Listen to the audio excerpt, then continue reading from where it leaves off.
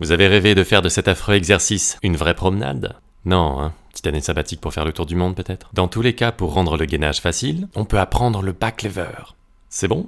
Tout le monde est parti? Il reste que les un peu coucou pour les débutants. Le back lever, ça demande moins de force que le front lever, mais de gagner un peu plus de mobilité des épaules. Il développe énormément les abdos, les épaules évidemment, les pectoraux et les biceps. On ne dirait pas, mais fait correctement, c'est très bon pour les épaules. Et si vous avez des douleurs d'épaule sur les dips, il y a de grandes chances que ça règle le problème. Première étape, apprendre à rester suspendu 30 secondes. Ça règle énormément aussi de douleurs d'épaule de façon générale. Ensuite, on apprend à faire des séries de montées de genoux, 4 séries de 10 avec des pauses de 2 minutes. Et au fil des progrès, on les fait de plus en plus proches du visage.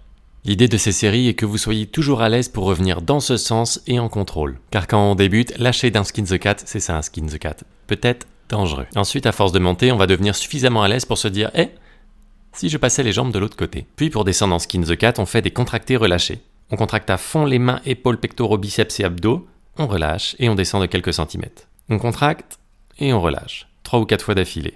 Puis on revient. 2 minutes de pause, on en fait 4 fois par entraînement. Quand vous arrivez ici, vous avez suffisamment de mobilité pour faire le gros travail de gainage. En plus d'avoir des épaules plus fortes, mobiles, durables, bio. Et ça permet de faire des négatives en toute sécurité, c'est-à-dire partir de là et descendre jusque là, puis revenir sereinement. Car après, c'est 4 séries de 5-6 descentes avec des pauses de 2 minutes qui vont nous faire progresser. On part à l'envers, jambes pliées, on contracte à fond les mains, épaules, biceps, pecs et abdos, on descend le plus lentement possible jusqu'en bas, on remonte, on contrôle, on remonte, etc. Au fil des progrès, on passe à jambes dépliées à peu près à 90 degrés, puis jambes dépliées aux 3/4 et jambes tendues. On sait qu'on peut déplier un peu les jambes quand on arrive à s'arrêter quelques secondes à l'horizontale, angle le plus dur. Et de la même façon, un jour que vous faites les descentes jambes tendues, poum, ça s'arrête, c'est gagné.